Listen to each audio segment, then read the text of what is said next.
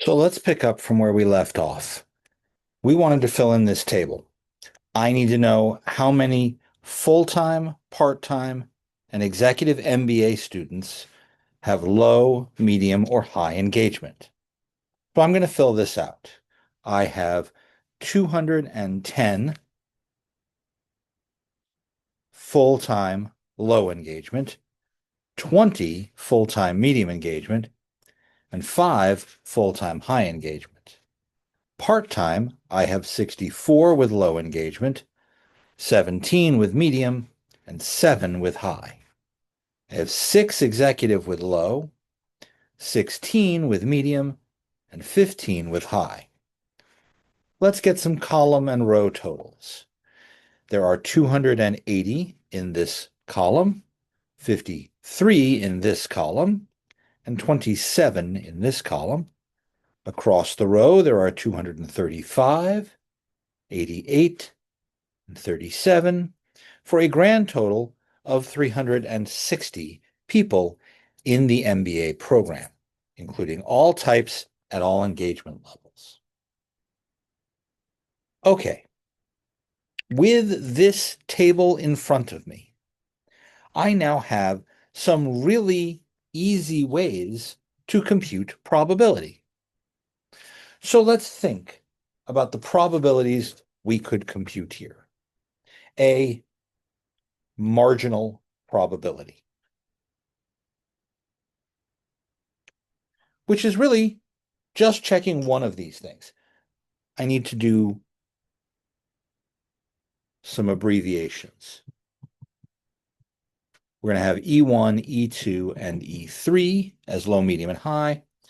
We're going to have MBA type 1, MBA type 2, and MBA type 3. A marginal probability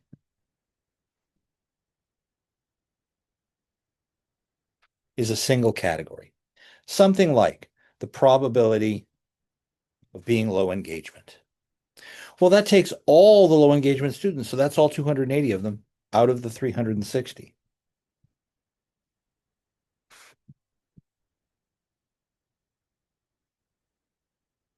Or I could say, what is the probability of having an executive MBA student? If you pick a student at random from the MBA program, the chance that they are a executive MBA student is 37 out of 360. 37 out of 360, or 10.3%. So that's just a row total or a column total. That's a single category. I'm going to slide this under so I can keep working with the table in front of me. Let's talk about a joint probability.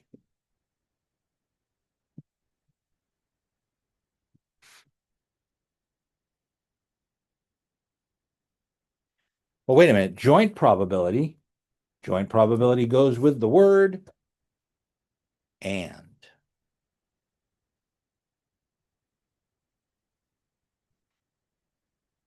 So I want to know, what's the chance that someone is in two pieces together? This is one of the individual cells versus the total. So something like, let's combine those two that we did before, the chance of a low engagement student and an executive MBA. Oh, well, there are only 6 people in that whole category out of 360. That's 1.7%.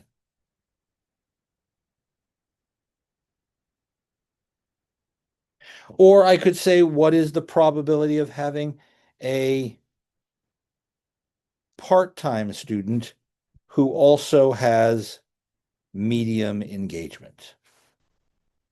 M2 and E2. Again, there are only 17 of those.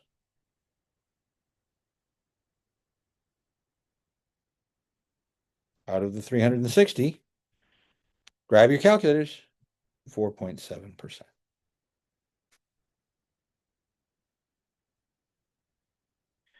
But we were using these to talk about conditional probability, right?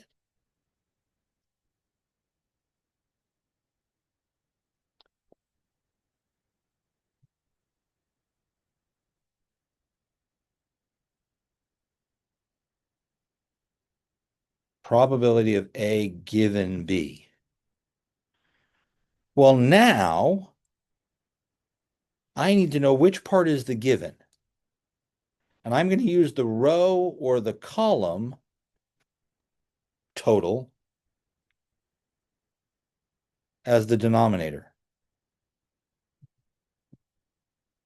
And I'm going to use the cell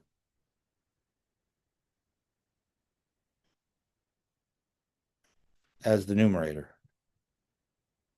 Because since that's our definition, it's the P of A and B over P of B. Oh, so if I want the probability that someone has high engagement, given that they are an executive MBA student,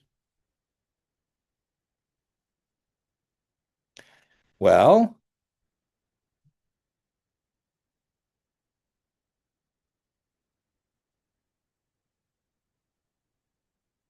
that's the definition. Probability of E3 and M3, 15 out of 360 over P of M3, 37 out of 360. But the out of 360s, they'll cancel. And that's 55.6%. If I just took those two numbers, the cell versus the row or column total being my denominator, the 37's on the bottom, the cell, 15, is the numerator. That is a lot easier a set of calculations because I have this table. But this gets even nicer.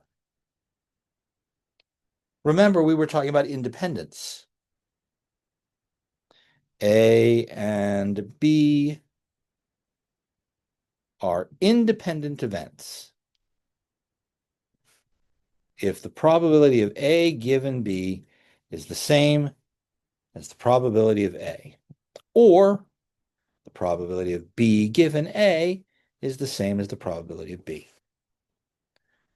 Are E3 and M3 independent? P of E3 given M3 is 15 out of 37, or 55.6%. What's P of E3? Oh, wait a second. I need the table again.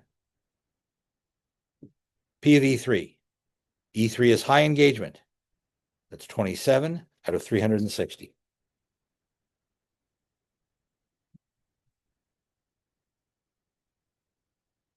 I'm almost 100% that I'm almost guaranteeing you that is not 55%. Excuse me while I grab my calculator.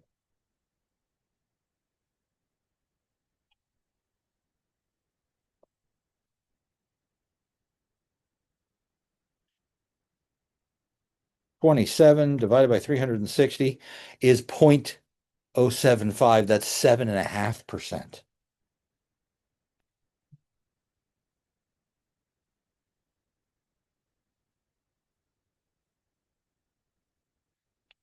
Therefore, these are not independent conditions.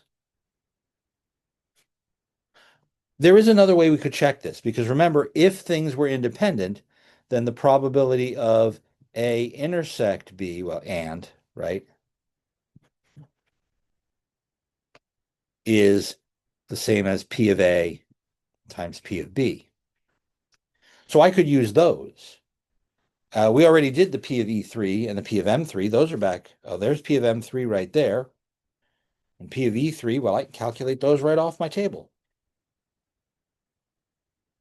P of E3 and M3 was 15 out of 360. P of E3 is 27 out of 360. P of M3. M3 is 37 out of 360.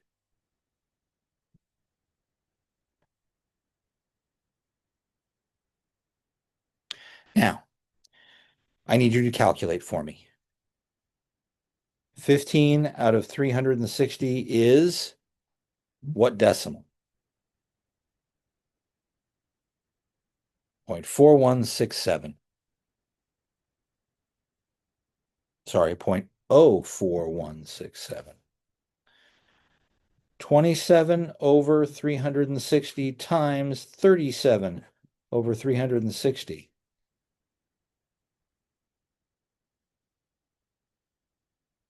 27 over 360 times 37 over 360. It's not the same.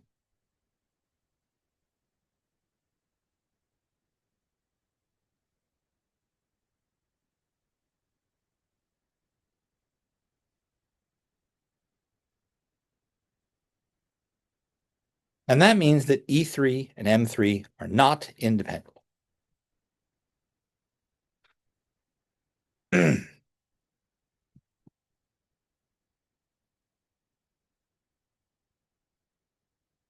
So when I have a contingency table, working on these ideas is a lot easier. Normally at this point, I'd ask if you have questions. You're not here, I can't ask.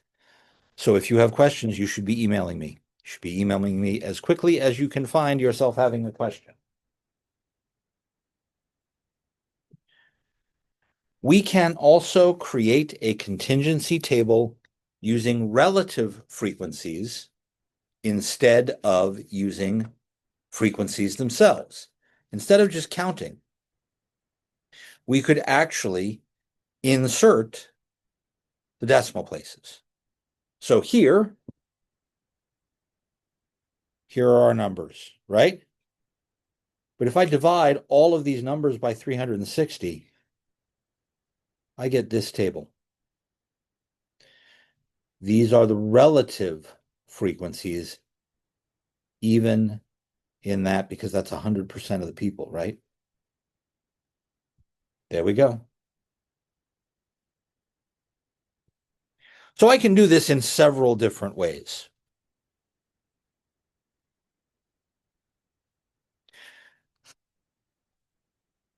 Questions?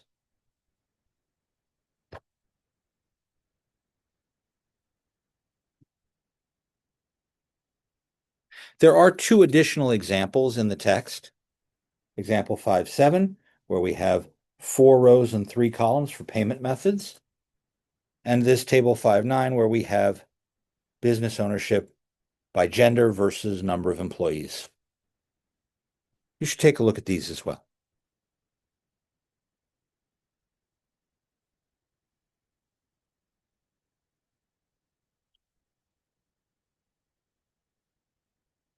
Another way to visualize these, if you don't like a contingency table, I happen to like contingency tables quite a bit, but it's quite useful sometimes to talk about tree diagrams. Now, a tree diagram, also known as a decision tree, is another way to look at a contingency table or a set of probabilities and build up a decision structure. Let's look at expense ratios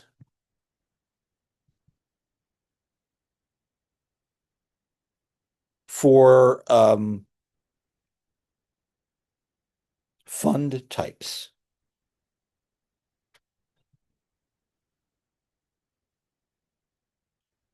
So we have a low expense ratio,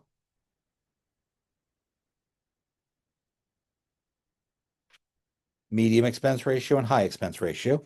This is what sort of fees they charge you to use these services. And then we have bond funds and stock funds.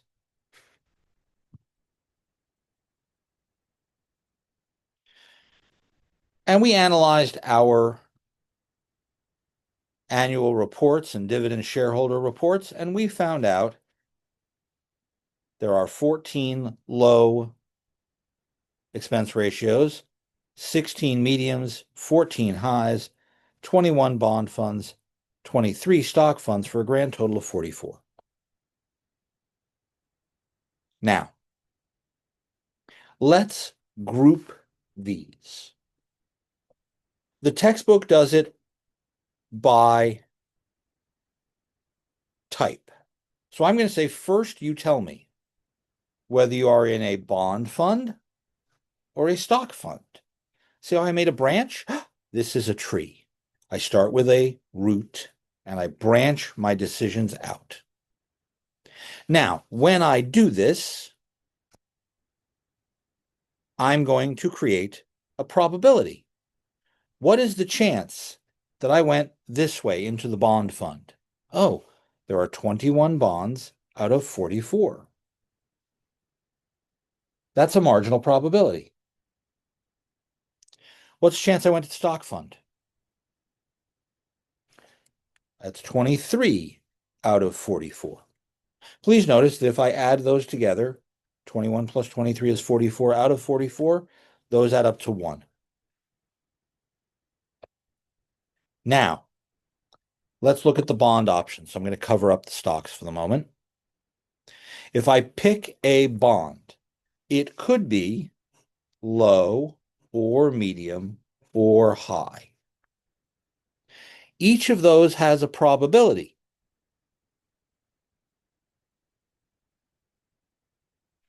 The chance I pick a low is 11 out of 21. The chance I pick a medium is 7 out of 21. The chance I pick a high is 3 out of 21. Please notice if we add those together, 11 and 7 and 3 is 21. 21 out of 21 is 1. Those add up to 1. Stocks have the same choices. There are 3 out of 23 lows, 9 out of 23 highs, and 9 out of 23 mediums, 11 out of 23 highs. 9 and 3 and 11 adds up to 23. Those add up to 1 as well. That works perfectly. By the way, what are these probabilities? These are conditionals. What's the chance it's low given that it's medium? What's low given that it's bond? What's the chance it's high given that it's bond? Chance that it's medium given that it's stock, because I'm comparing a cell to a total. That means that if I multiply these two together, 21 out of 44 times 11 out of 21, that's 11 out of 44, or 0.25. That is the probability of L and B. I went through the bonds and I went through the lows. And this is given by the probability of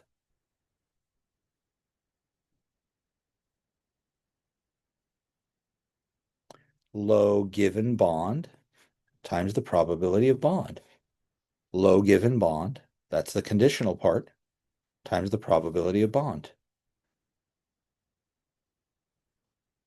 I can follow my branches. These have to add up to 1. These have to add up to 1. These have to add up to 1. Everything that branches from a single spot has to add up to 1. Now, I said we were going to organize by bond versus stock first.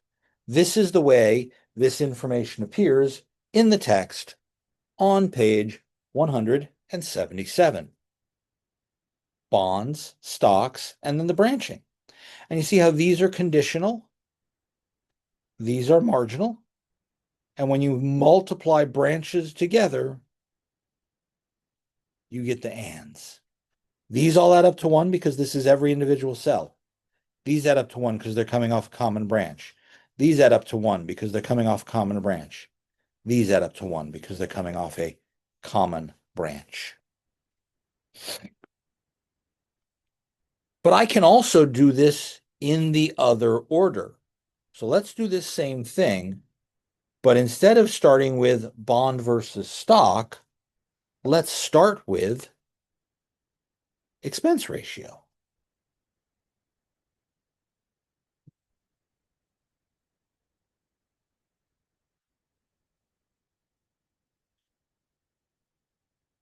Again, I'll picture these as coming off a common point. There are 14 in the low, 14 out of 44. There are 16 in the medium, and there are 14 in the high. 14 and 16 and 14 is 44. Those add up to 1. But now each of these can either be bond or stock.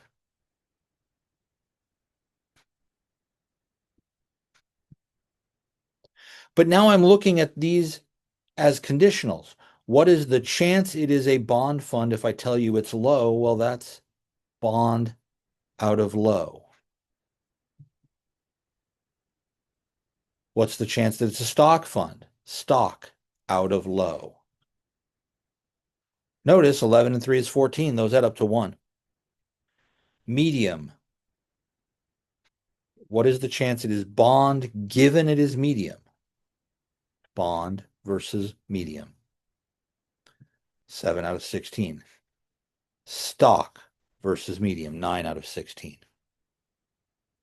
Bond versus high. 3 out of 14. Stock versus high. 11 out of 14.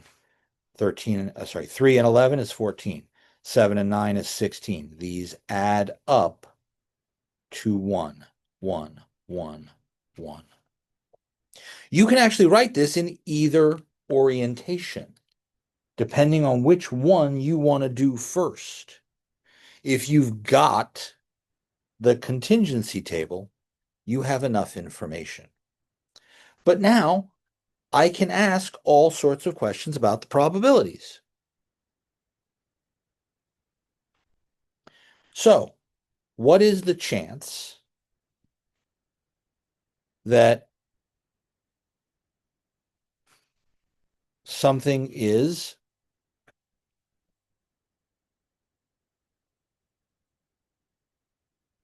bond and medium?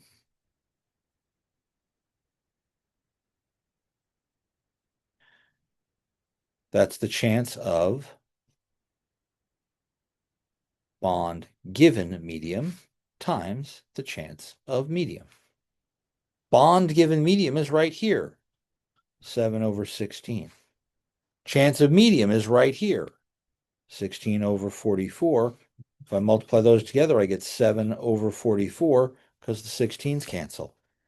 7 over 44 over 44. Got to point at the right thing.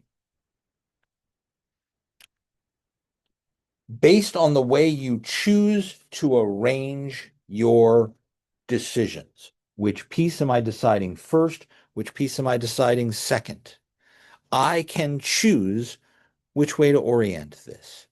Sometimes if I want to know the particular conditionals, do I want to say, hey, I've got a stock fund or a bond fund, then I might use this one first. I've got a expense ratio that's high or medium or low, I might use this one first. Depending on which information is more relevant to the types of discussions I am having with my clients at my stock firm, that might tell me which way I want to make this work.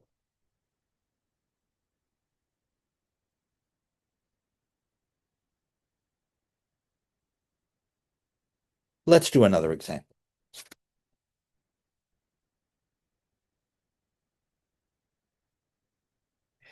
Page 177, problem number 47. Click, click. Of grocery shoppers who have a shopping cart, 70% pay with a card, credit or debit. 20% pay cash, and 10% pay by check. If a shopper doesn't have a cart, 50% pay by card, 40% pay cash, and 10% pay by check. On Saturday morning, 80% of the shoppers take a cart, 20% don't. Let's make a tree. Now, please notice, this first sentence says these have a shopping cart. That means all three of these, the 70%, the 20%, and the 10%, those are conditional on having a cart. The next sentence, shoppers without a cart. Okay, so I'm going to put together my first decision is, does my shopper have a cart or not?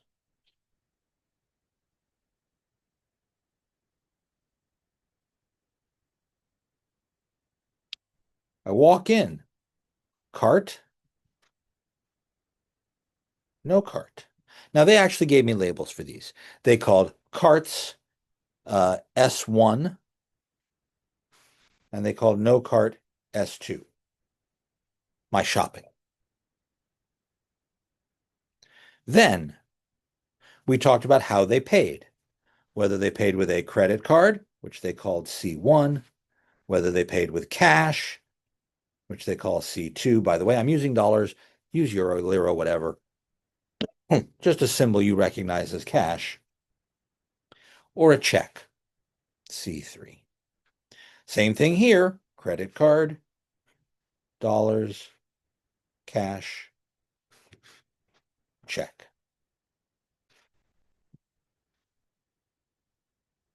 Now I can fill in all the numbers they gave me. Let's start at that first sentence. Of grocery shoppers that have a cart, 70% of them pay with a card. 20% of them pay with cash. And 10% pay with a check. Those numbers add up to 1. No cart. 50% of them pay with a card, 40% pay with cash, and 10% pay with a check. On a given Saturday, 80% of people take a cart, 20% do not. Now, let's figure out all the joint probabilities. What is my shopper took a cart and paid with a credit card? Random person walks in. What's the chance they do both of those things? Oh, that's going from here to here. That's the and. So I'm going to multiply the 0.8 by the 0.7. I'm going to get 0.56, or 56%.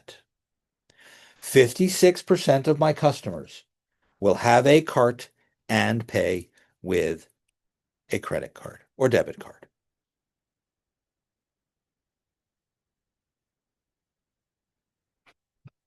What's the chance they have a cart and pay with cash?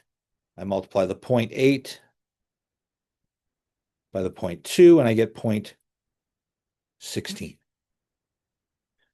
The chance that they paid with a check and had a cart, 0.8 times 0.1, 0.08. While these add up to 1, these don't. What these add up to is 0.8. Repeat the process down here. Card payment, no cart, is 0.5 times 0.2,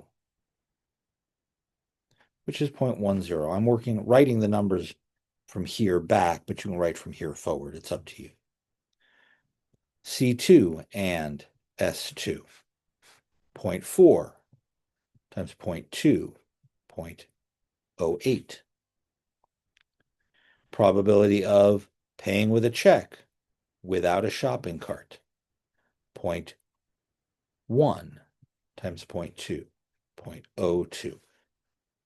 So only 2% of your customers will walk in, not take a shopping cart, and attempt to pay with a check. 2%. By the way, 56 and 16 and 8 and 10 and 8 and 2 adds up to 100 or 0.1.00 in this case. It worked.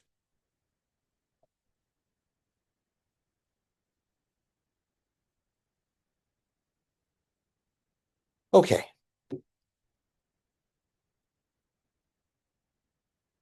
One of the issues we have with conditional probability in particular, remember, P of A given B is P of A and B over P of B.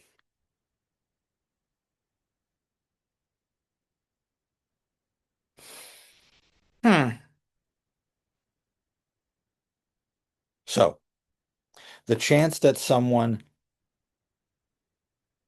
paid with cash, given that they didn't have a cart, was 40%. That's this number right here. The chance that someone paid with cash, given that they did have a cart, is 20%. That's this number right here.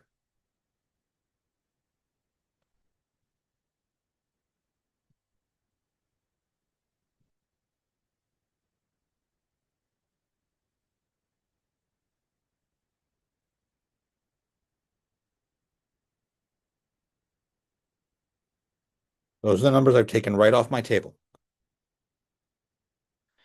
So, what if I wanted to know what's the chance of the reverse? What if I want to switch B and A?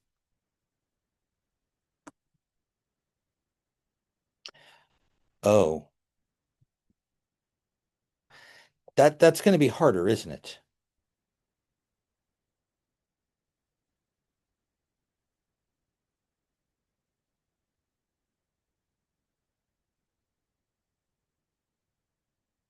So let's see.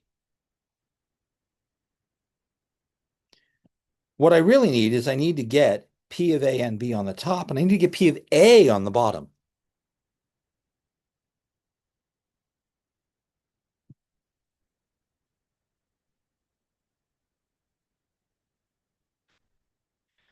But I may not have this as a separate idea. But I can get this from my conditional probability, because remember that P of A and B is the chance of A given B times the chance of B. So I might actually be able to do this.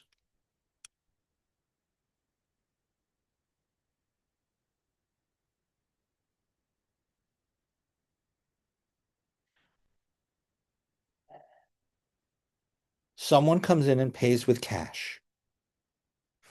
What is the chance they have a cart if they paid with cash?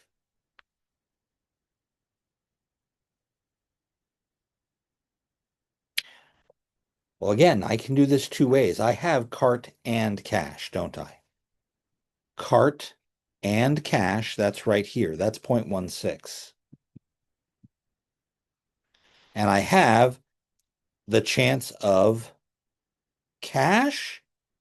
Oh, I don't have the chance of cash. Uh-oh.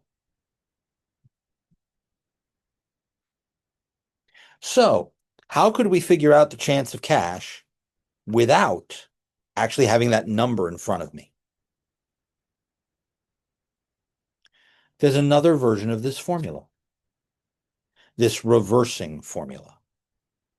The probability of B given A is the chance of A given B times the chance of B over the same thing, chance of A given B times the chance of B. But wait, there's more. Add the chance of A given not B times the chance of not B. I think we can do this. The reason I need this extra piece is because I'm trying to build the other part of the Venn diagram. These rules were put together by a statistician in I've got to turn the page so I can find the year, in the 1700s by the name of Thomas Bayes.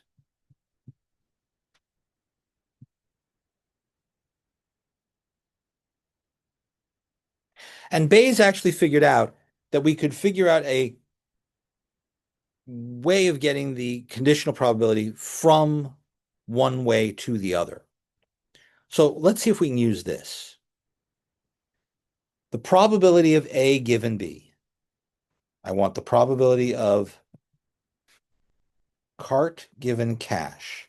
So what I need is the probability of cash given cart times the probability of cart.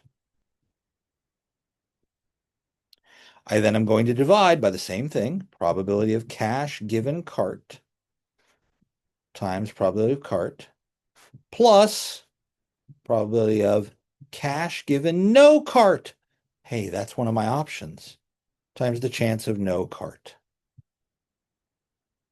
I can do that. I have those numbers. They're all right up here in my tree. Probability of cash given cart is 0.2. Probability of cart was 0.8. That's, by the way, where we got this 0.16 from. Right there. Now, on the bottom, I have the same thing. 0.2 times 0.8 plus the probability of cash and given no cart. Cash given no cart is 0.4.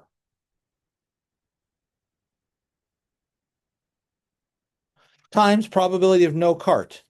But I know the probability of no cart. That's 0.2.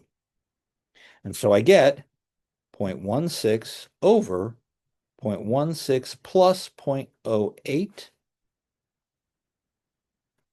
which is 0.16 over 0.24, which is 2/3, or 0.667. So if somebody walks in and they pay with cash, I'm sorry, they pay with cash, the chance that they had a cart is 2/3.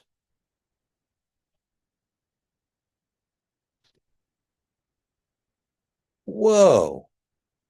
I didn't know anything about cash versus credit card versus check in advance.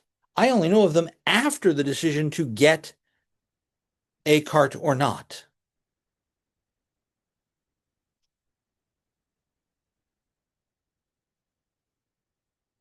That's really a neat idea. Now, there's an example in the textbook about a pregnancy test.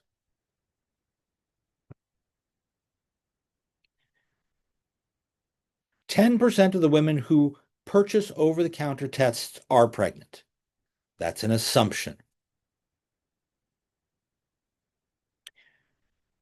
For a particular brand of kit, if a woman is pregnant, they get a positive result. That makes sense. If you take a test, you are pregnant, you get a positive test.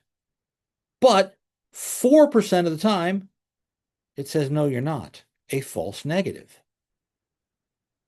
If you're not pregnant, the test will say you are pregnant 5% of the time, a false positive, a negative result 95% of the time.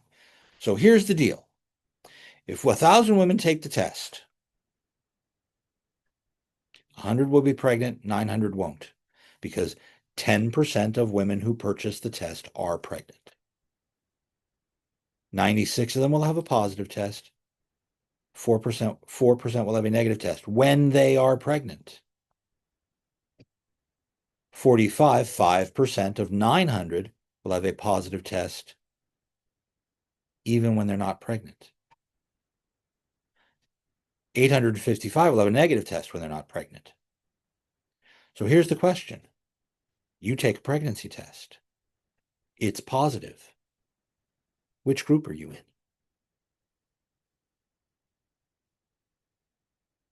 Oh, I'm going to take the chance of being pregnant with a positive test. That's this group. And on the bottom, I'm going to take this group plus this group. So the chance of being pregnant when the test is positive is actually 68.09%. It's much smaller than you might think from a 96% result. Now, they did it over here with a contingency table, and then they wrote out the way Bayes' theorem works. Here is the formal language we put together. Now, I personally really don't like this example because that idea that only 10% of people who buy tests are pregnant is the one that bothers me. But we are going to have to make an assumption about the likelihood of the population. Before the test, we assume 10%, but if I know they're positive, they get a positive result, it goes up to 68%. That's a different calculation. This rule is absolutely not intuitive. To me, it is not at all obvious. But when I work through the trees, I'm happier about it. So let's take a look at another example. Problem number 49 on page, I just lost the page number, 182. Hey, we're going to do drug testing. A drug test for athletes has a 5% false positive rate and a 10% false negative rate. Of the athletes tested, 4% are actually on the bad drug, whatever it is. If an athlete tests positive, what's the chance they're actually using? Please notice we have more false negatives than we do have false positives. So let's see if we can figure it out.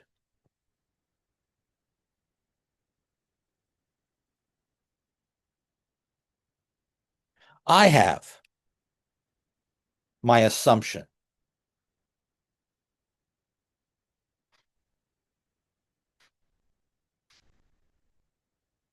,4% of athletes actually use the drug.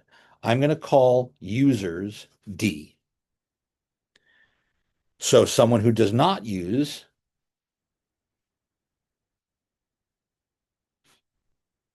is the complement, D prime. Now let's go through what we have. I pick a person.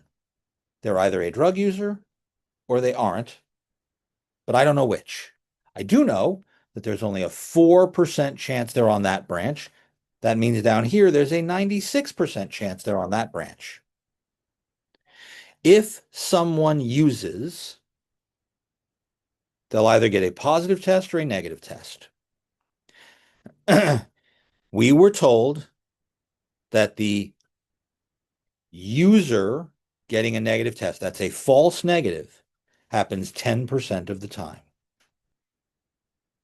10% false negative. That's right here. What's this branch? Right, these branches have to add up to 1, so this is 0.9. We were told that if someone is clean, well, if someone's not a user, the false positive is 5%.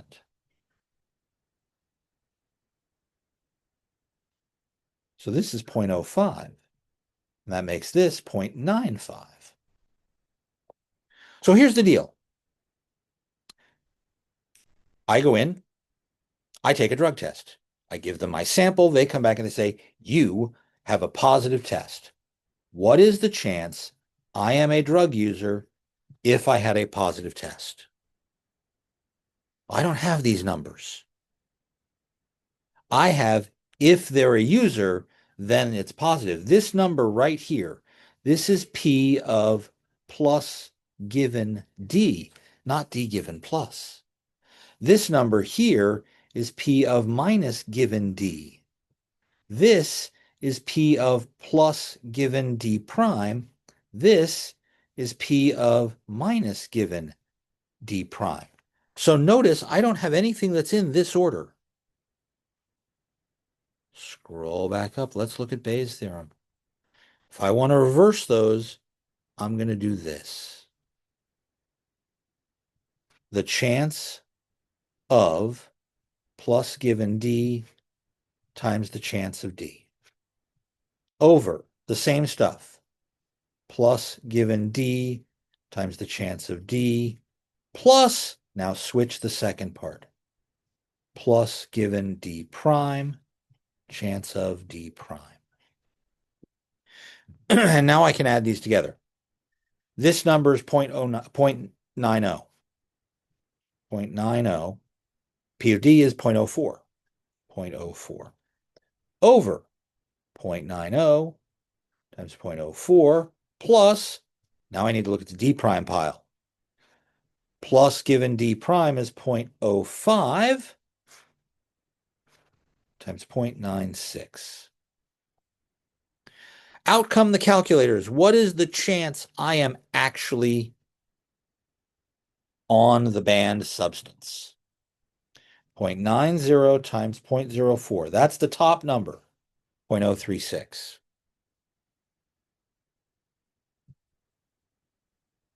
The bottom number, 0.90 times 0.04 plus 0.05 times 0.96. So I'm going to take 0.036 and divide by 0.084. If you get a positive test result, there's only a 43% chance that you're actually dirty. And that's why they make you test more than once.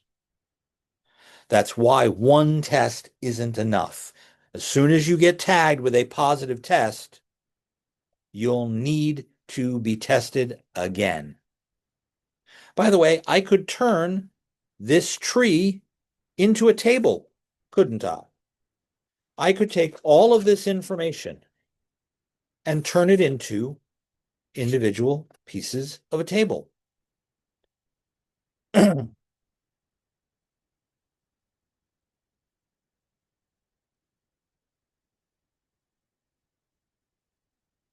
Probability of being a drug user is 0.04. Probability of not is 0.96. Those add up to 1.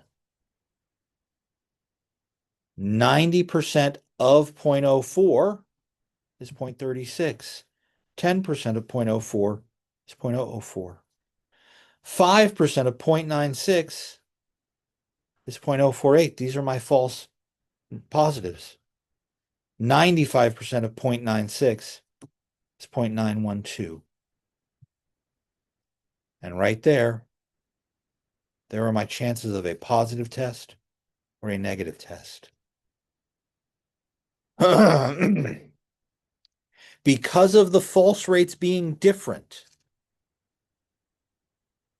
these don't look symmetric, but that's why we did that calculation. There is another version of Bayes' theorem that works in the case that I have more than two options. For example, if I had 3 hospitals and I was looking at malpractice across 3 hospitals and whether or not they file a suit, given the chance of there being a problem, instead of just having one, I have not just B and not B, I have B1, B2, B3, because I have 3 different options here. I can have as many as I want. I rarely use Bayes' theorem in this version. I find it much easier to build the entire table or the entire tree and work my way back from that. But that's me, And I think you ought to read that example on page 180, example 5.8, to push that out. What I really like is thinking of this as a Venn diagram. Here are my three hospitals. The chance of a lawsuit. The chance of a lawsuit for each one. Now, these are proportional. These are proportional sizes, but then let's make that the whole universe. And now I can look at hospital 1, hospital 2, hospital 3. And I can take the relative proportions in this little block rather than in this whole thing. And that's easier to work with. I have just the littlest bit of counting discussions left to do in this chapter.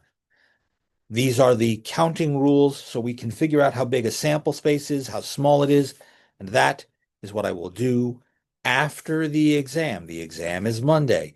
Please make sure you read through the review sheet that's on our Canvas page.